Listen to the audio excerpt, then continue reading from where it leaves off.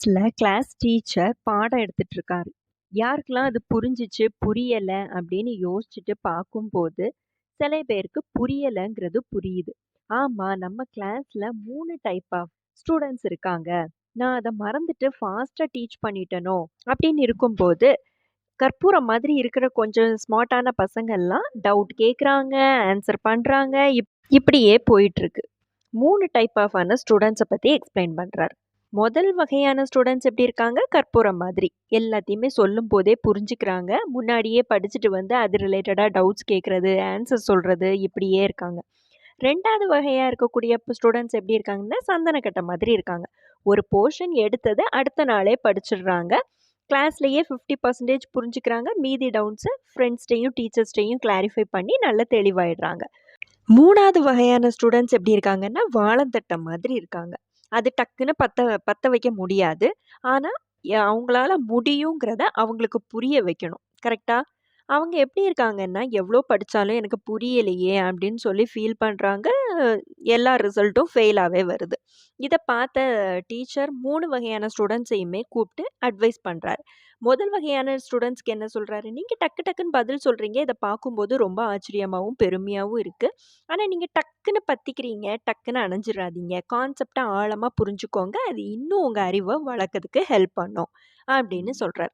2வது வகையான மாணவர்கள பார்த்து என்ன சொல்றாங்க, "நீங்களும் கூட அப்படிதான். சந்தனக்கட்ட மாதிரி. அதுவும் ஸ்பெஷல் தான். நல்லா வளருவீங்க. மெதுவா வளருவீங்க. அதோட மனம் நல்லா நாலா பக்கமும் வீசும். அதே மாதிரி நீங்க மெதுவா வளர்ந்தாலும் ஸ்ட்ராங்கா உங்க பெயர் சொல்ற மாதிரி ஃபியூச்சர்ல வரணும்னு விஷ் பண்றாரு. 3வது வகையான ஸ்டூடண்ட்ஸ் பார்த்து என்ன சொல்றாங்க, நீங்க படிக்கவே கஷ்டம்னு நினைக்கிறீங்க. அவங்கெல்லாம் 1 தடவ 2 தடவ படிக்கிறத நீங்க ஒரு 5 டைம்ஸ் படிங்க. கிளாஸ்ல கவனிங்க. அதுவே உங்களுக்கு பாதி புரிஞ்சிடும். நீங்க புரியாதுங்கிற அந்த நெனப்ப தூக்கி வெளிய வைங்க. ஃப்ரெண்ட்ஸ், டீச்சர்ஸ்ட்ட கேட்கலாமே! அதுவும் உங்க முன்னேற்றத்துக்கு நல்லாருக்கும். வாழைப்பந்தல் பார்த்துருக்கீங்களா? எவ்ளோ கஷ்டப்பட்டாலும் அது வளர்ந்து பசியாத்துறதுக்கு பழங்கள் நெறைய குடுக்கும். அது மாதிரி பொறுமையும், உழைப்பும் இருந்தா நீங்களும் வெற்றியாளன் தான். அப்படின்னு சொல்றாரு.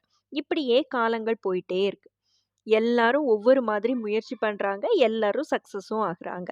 எல்லாருக்கும் எல்லாம் வரும். ஆனா, ஒருத்தர் போடுற எஃபர்ட்ட விட இன்னொருத்தங்க போடுறது கொஞ்சம் அதிகமாவோ, குறைவாவோ, ஆழமாவோ, கொஞ்சம் லிபரலாவோ அது மாதிரி இருந்தா கண்டிப்பா முன்னேறலாம். சித்திரமும் கைப்பழக்கம், செந்தமிழும் நாப்பழக்கம். இந்த பழமொழி கேள்விப்பட்டிருக்கீங்களா? இது இதுக்கான பழமொழி தான். Practice makes perfect. Boom! Happy children's day! குழந்தைங்களுக்கு சின்னதா 3 அறிவுரை. சொல்லட்டுமா? Be kind always. எல்லார்ட்டயும் கனிவா, மரியாதையா நடந்துக்கணும். அது பெரியவங்களா இருக்கட்டும், சின்னவங்களா இருக்கட்டும். அது விஷயம் இல்ல.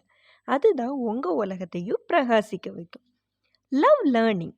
எப்பவும் எதையாவது கத்துக்கணுங்கிறதுல ஆசையா இருக்கணும். கியூரியாசிட்டியா இருக்கணும்.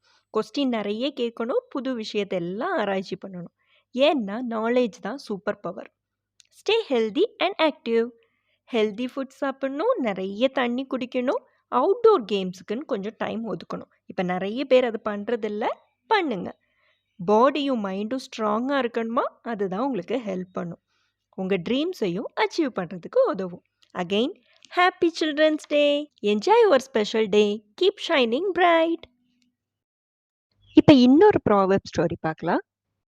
ஒரு சின்ன கிராமத்துல அஜய், விக்ரம்னு 2 ஃப்ரெண்ட்ஸ் இருந்தாங்க. அவங்களுக்கு இந்த கிராமத்த முன்னேற்றணும்னு ஆசை. இந்த கிராமத்துல இருக்க எல்லா குழந்தைகளும் நல்லா படிக்கணும், அவங்களுக்குன்னு நல்ல ஃபியூச்சர் அமையணும், நம்ம இதுக்காக ஒரு ஸ்கூல் கட்டி தரணும்னு 2 பேரும் பேசிட்டே இருக்காங்க. இப்படியே நாட்கள் போயிட்டே இருக்கு.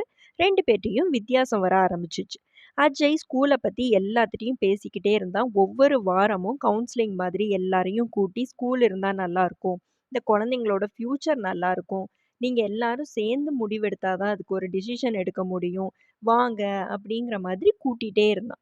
ஆனா விக்ரம் என்ன பண்ணேன்னா, ஒரு நாள் காலையில ஒரு சின்ன இடத்துல உழுதுட்டான். உழுது அடித்தள வேலையெல்லாம் ஆரம்பிச்சுட்டான். ஒரு வார்த்தை கூட யார்ட்டயுமே சொல்லல.